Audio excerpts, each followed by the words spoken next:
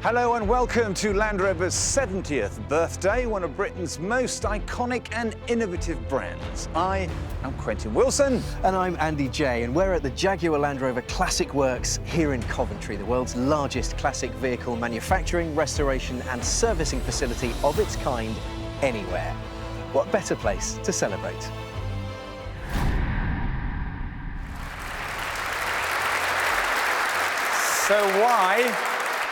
So why is it called World Land Rover Day? Well, this day, 70 years ago, exactly, the first Land Rover went to the Amsterdam Motor Show. And since then, more than 7 million Land Rovers have been built, 5.5 million just down the road here from Solihull. And I like to call the Land Rover a kind of perfect vehicle for people with adventurous hearts and curious minds. And that's why, and this is my excuse, and I'm sticking to it, that I've had Land Rovers all my life. Now, in the last 70 years, Land Rover has gone from agricultural workhorse to become the preferred transport of royalty, adventurers, sportsmen and women, and celebrities. Land Rover has helped map the world, discover lost civilizations, cross deserts and jungles, and enabled important scientific and geographic discoveries worldwide. Thanks to long-term partnerships with organisations such as the Red Cross and the Royal Geographical Society, Land Rovers have played a key role in expeditions on every continent. No vehicle has done more to open up the world than Land Rover, and no person has done more to explore the world than my next guest. The Guinness Book of Records calls him simply the world's greatest living explorer. Please welcome Sir Ranulph Fiennes.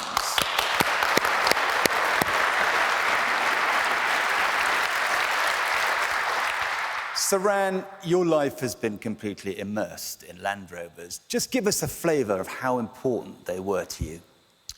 Well, all the expeditions that we've done for 55 years have involved Land Rovers, not only in very difficult, hot deserts, looking for lost cities, taking us through the Sahara, up the Nile, and so on and so forth, but also in extreme cold snow conditions where we've had to eventually accept the fact that the wheels weren't enough, and so we tractor tires instead. And so we evolved them. We taught Land Rovers to swim in 12-foot waves, to do the first expedition across the English Channel, the Irish Channel, and across the Bering Straits in Alaska. That was the expedition plan. And so I think pretty much everywhere, and we have never in all that time been let down by one of them. So it would be no exaggeration to say that you, as the world's greatest living explorer, could not have explored where you have without Land Rovers. That is totally true. It sounds as if one's just saying it, but from me, from my heart, I mean it. They are God's vehicles. God's vehicles. Ladies and gentlemen, a true great British hero, Sir Ranulph Fiennes. Thank you so much. For more than 40 years, Land Rover has been supporting the Royal Geographical Society, enabling research, education, expeditions and fieldwork. This year marks the 10th year of the Land Rover Bursary, which provides a grant and a vehicle to fund a team of people to support the research expedition.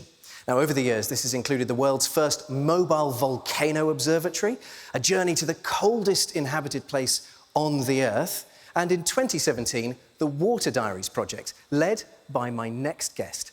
Please welcome Fergal O'Neilan. Hello. Hi, Andy. How are you? Fergal, welcome. Please tell us what the Water Diaries project is. Okay, the Water Diaries has been a series of journeys, and I'm a geography teacher, and it's essentially my way of engaging with our most precious resource, which is water. It's taken me to Pakistan, to India, to Bolivia, and then most recently in this baby, to Jordan. Amazing. Tell us, how has the Land Rover Bursary helped? Well, every year the RGS give a lend of a vehicle and support for a meaningful, challenging journey. And for us, we transformed this into sort of a mobile classroom. We drove across Jordan, capturing stories and creating resources for teachers to use to engage with water. And yeah, we couldn't have done it without it. Amazing. Why don't you tell us one of your most cherished memories? My most cherished memories, I think, was going to Wadi Rum and just driving across this epic landscape that I'd only ever seen in films or read about in books. And as a geeky geography teacher, it's like, it's just shaped by erosional processes and all these kind of fascinating geographical things. So it was amazing to get to do that. Great stuff. Thank you, Fergal. Thank you. Appreciate it.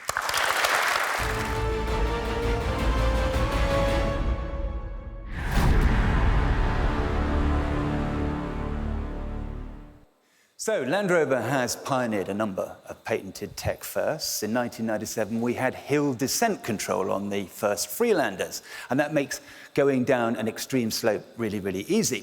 And Land Rover's most famous piece of technology is probably terrain response. That was introduced in 2005, and that won the Queen's Award for Innovation. And it lets you adjust your vehicle to cope with literally any driving condition imaginable. Then, in 2015, all-terrain progress control, and that lets you go up and down hills with your feet literally off the pedals completely. So with all this talk at the moment about autonomous cars, it's reasonable to say that Land Rover has been at the forefront of autonomous driving already for years. And the man who has helped all this happen started at Land Rover 34 years ago as an apprentice. Nick Rogers.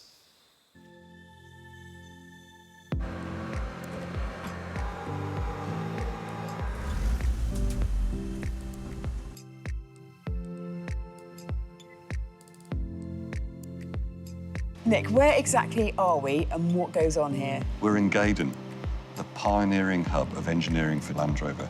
And this building we're in here today is where the environmental subsystem testing is conducted. We basically conduct every test here to really make sure that Land Rovers push the boundaries of technology. What is it exactly that you do every day? Firstly, I'm an engineer, and I'm an engineer at heart, creating products, creating systems, and creating parts of those vehicles that are really pushing the boundaries is what I love to do every day. April the 30th is a really important date for Land Rover. Why exactly? Well, April the 30th is when the Land Rover, the Series 1, was first revealed in Amsterdam. The world saw what Land Rover was all about. Now, you don't only work at Land Rover, but you own a lot of Land Rovers as well, and you very kindly brought some in today. Can you tell me about this one here? Fern, I believe she's called. My daughter names all of the cars, and this one is called Fern because it's the light green, which the early vehicles were. It's absolutely a love to drive. You have a plug-in hybrid electric vehicle with you today. What fascinates you about that? So this is one of the new 18 model year Range Rover. It's got a 4-cylinder gasoline engine, but also it's got an electric motor and a battery pack. And I can actually, every morning, drive from my house, which is 10 miles down the road, all the way in electric mode to here at work. So you've had a fantastic history. What's the future looking like? We'd like to think that we've had a fantastic 70 years. We're just getting going. I promise you that passion in Land Rover is more than ever before, and you'll see more pioneering products. And 70 years, it's just a beginning. We're still young.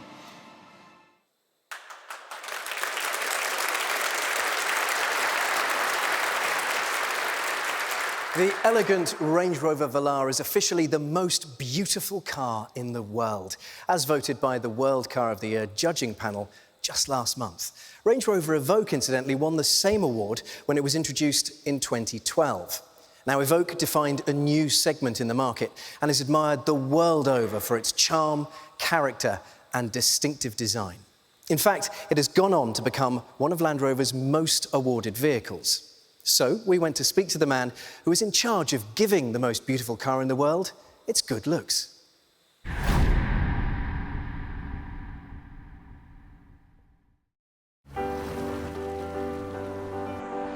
So my role as Chief Design Officer at Land Rover is really about visioning the future. Design is the glue that pulls everything together and it also has the ability to enrich people's lives. And design isn't just about the aesthetic, it's about the essence of the whole product.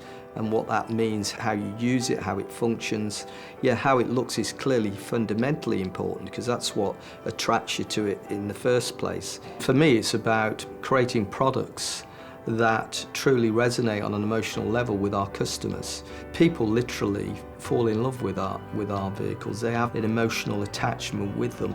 In terms of my favourite models, past and present, I still love the original Range Rover. It changed the perception of what a luxury vehicle could be. I suppose my favourite vehicle to date probably is the Range Rover Velar because it shows a way forward in terms of the execution of its modernity, and it shows how you can take a brand and change its image completely.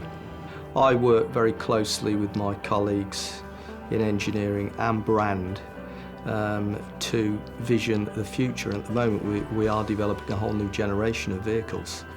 At Land Rover we don't do ordinary, and we never will.